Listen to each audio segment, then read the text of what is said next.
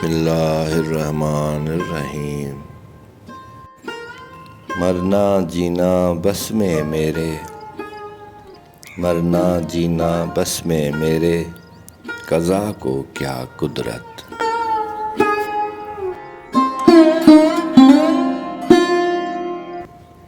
درشان ولادت باسعادت بفرمان رب المنان، حضرت مخدوم فخر الاولیاء حضرت فقیر مولا مخدوم سید فقیر مہدی قطب الزمان محبوب عالم جہانیاں۔ باب اول۔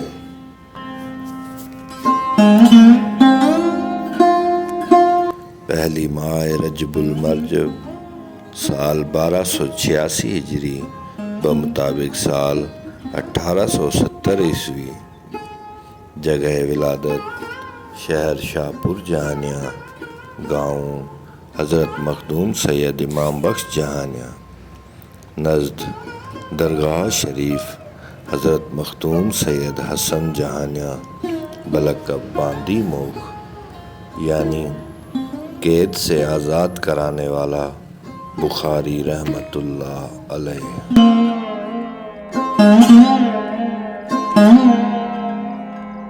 آپ ولی اللہ تھے۔ آپ کے القاب بہت سارے ہیں، جیسا کہ مہدی امام، آدھوت، مسکین، لاوطن، سیلانی، فقیر سائیں وغیرہ وغیرہ۔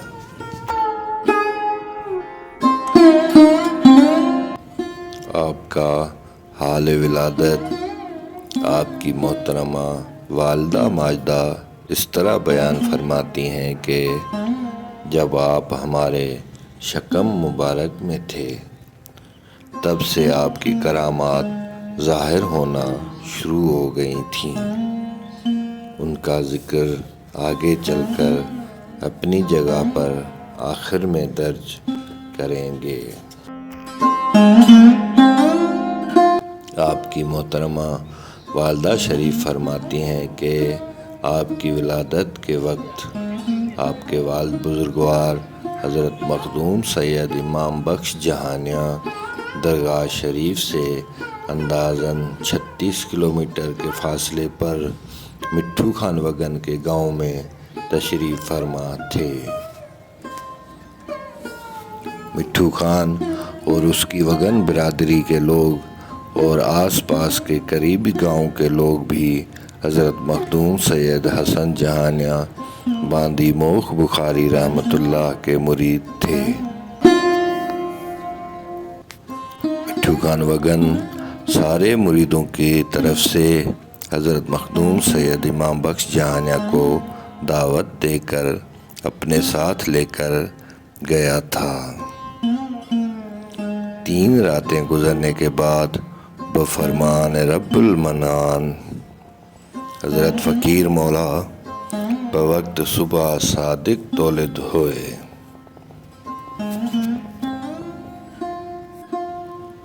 فقیر مولا کی والدہ ماجدہ فرماتی ہیں کہ آپ کے والد محترم ہمیں فرما کے گئے تھے کہ اگر کوئی بھی پریشانی یا ضرورت پڑے تو ہم مٹھو خان وگن کے گاؤں میں ہوں گے۔ آپ اسی وقت خلیفہ کو بھیج کے ہمیں اطلاع کر دیجیے گا۔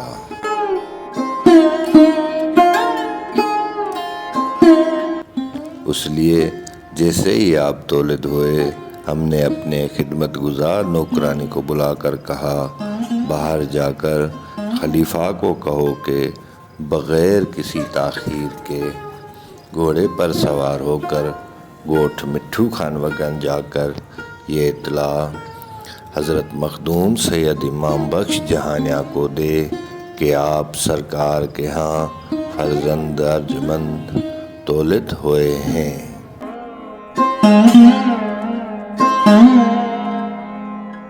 خلیفہ بفرمان بی بی پاک صاحبہ کے بغیر کسی تاخیر کے گھوڑے پر سوار ہو کر گوٹھ مٹھو خان وگن میں پہنچا۔ دور سے بڑے ہجوم میں جیسے ہی اس کی نظر حضرت مخدوم سید امام بخش جہانیاں سرکار پر پڑی تو چھلانگ مار کر گھوڑے سے اترا اور پیدل چلتے ہوئے جا کر مخدوم صاحب کے قدموں میں بڑی عقیدت کے ساتھ سجدہ کیا اور مبارکباد پیش کی۔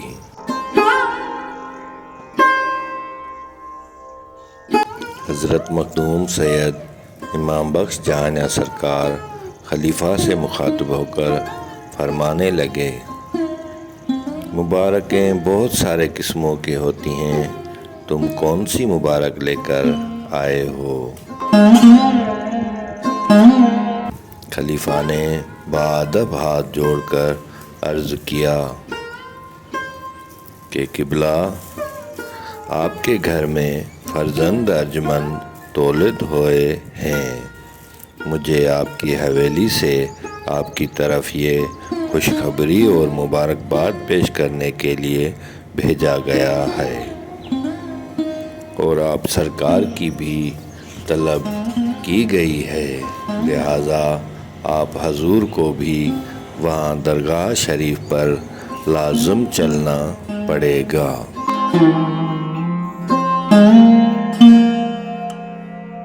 جب یہ خبر آپ کے مریدوں اور عقیدت مندوں نے سنی تو سب نے بڑی خوشی سے آ کر اپنے مرشد حضرت مخدوم سید امام بخش جہانیاں کو مبارکباد پیش کی، اور سب اپنے مرشد پاک کے ساتھ خوشی میں جھومتے ناچتے، خوشی کے گیت اور مولود شریف پڑھتے مٹھو خان وگن سے درگاہ شریف پر پہنچے۔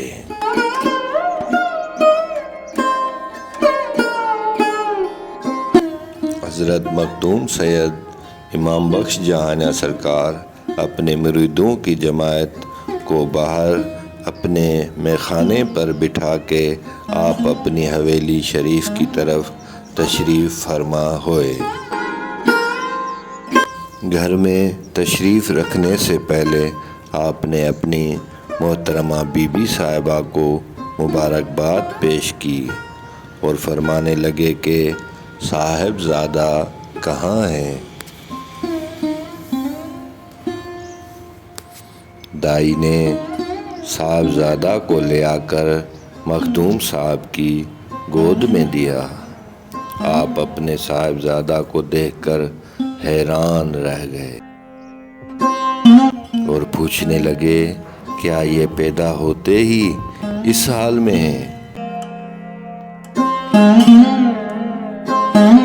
آپ کی محترمہ زوجہ سیدہ نے فرمایا کہ ولادت کے وقت سے ہی صاحبزادہ کا یہ حال ہے، اور اسی وجہ سے ہی ہم نے آپ کی طرف جلد خلیفے کو روانہ کیا تھا۔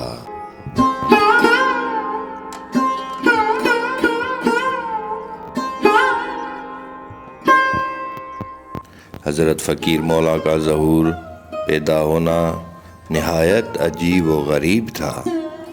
پیدا ہوتے ہی پاک و صاف بدن، غسل کرانے کی کوئی ضرورت ہی نہیں تھی، آنکھیں بالکل بند تھیں اور بدن حرکت کرنے سے بالکل قاصر تھا۔ آپ پیدائش سے لے کر اس وقت تک اسی حال میں مثل مردہ بچے کی طرح تھے۔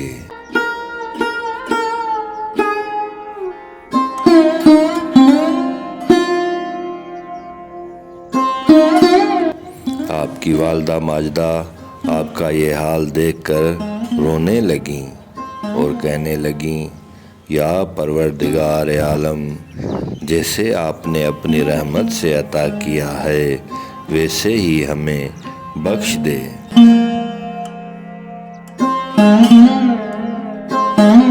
پھر آپ کو آپ کے والد بزرگوار نے اپنے ہاتھوں میں اٹھا کے ایک کان میں اذان اور دوسرے میں اقامت دے کر سنا کر آپ کا نام سید غلام مہدی رکھا۔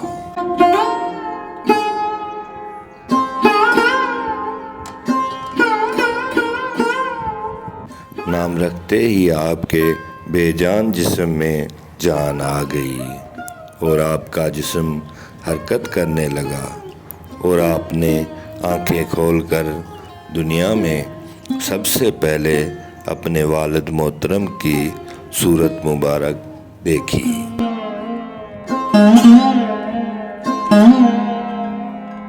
اور پھر اپنا رخ مبارک پھیر کے اپنی والدہ محترمہ بی بی پاک صاحبہ کی صورت مبارک دیکھی۔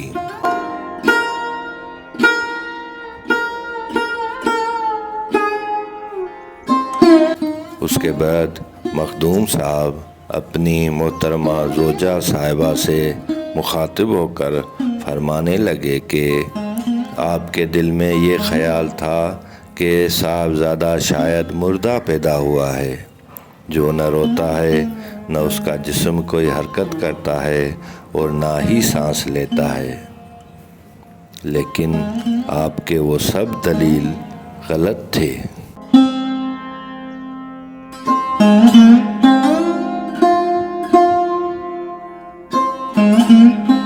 پروردگار عالم جب بھی اپنے عاشق اس دنیا میں بھیجتا ہے تو ان میں اپنی خاص نشانیاں مقرر کرتا ہے، اور یہ بھی ان میں سے ایک عاشق ہے۔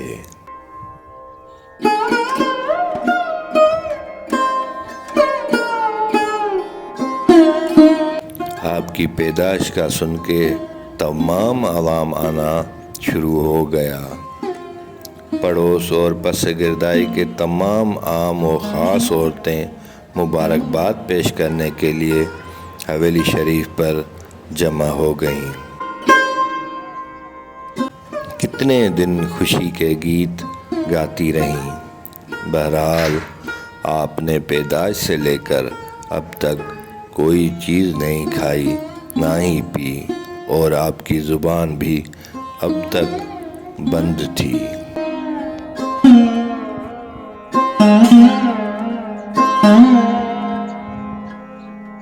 بی بی صاحبہ نے اپنے خاوند محترم سے فرمایا کہ صاحبزادہ نہ ہی ہمارا اور نہ ہی گائے بھینس وغیرہ کا دودھ نوش فرماتے ہیں، آپ ان کی طبیعت چیک کریں۔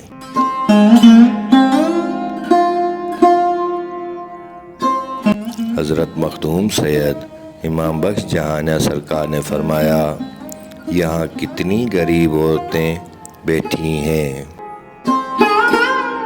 ان میں سے کسی غریب بچے والی عورت کو بلائیں۔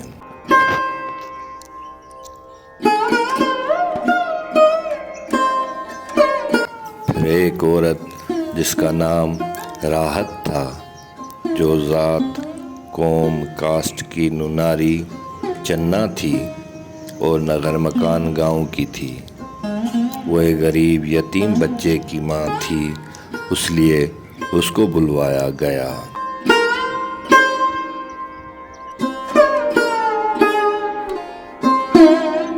حضرت مخدوم سید امام بخش جہانیاں سرکار نے فرمایا، اس کے یتیم بچے کو پہلے دودھ پلائیں۔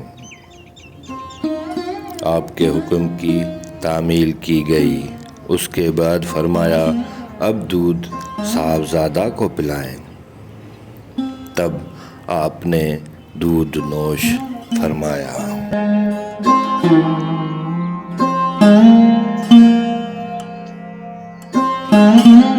پھر ان کی والدہ ماجدہ بی بی پاک سے مخاطب ہو کر حضرت مخدوم صاحب نے فرمایا، یہ صاحبزادے پہلے کوئی بھی چیز ہرگز نہیں کھائیں گے اور نہ ہی پئیں گے جب تک یتیم اور غریب بچے پہلے نہیں کھاتے اور پیتے، کیونکہ یہ غریب نواز اور غریب پرور ہیں۔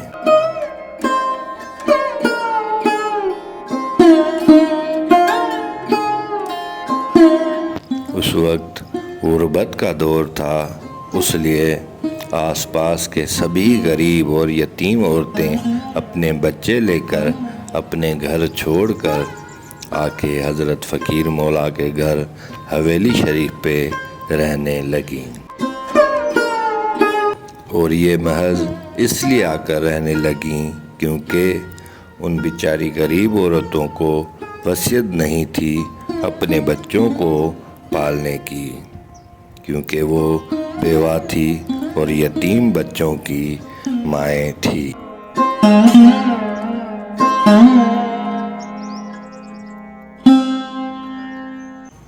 حضرت فقیر مولا کے لیے جو بھی دودھ یا کوئی بھی غذا بنتی تھی وہ سب سے پہلے ان غریب عورتوں کے یتیم بچوں کو ملتی تھی، جسے ونڈ کہا جاتا ہے۔ اس کے بعد آپ نوش فرماتے تھے۔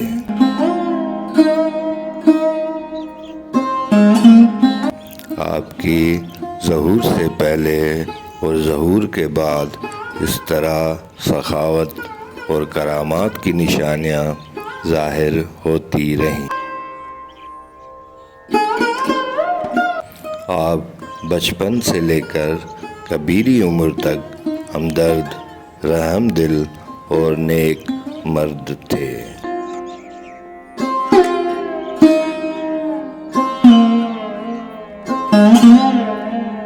مرنا جینا بس میں میرے، مرنا جینا بس میں میرے، قضا کو کیا قدرت۔ منہ تو ہو کر دیکھا موت کو،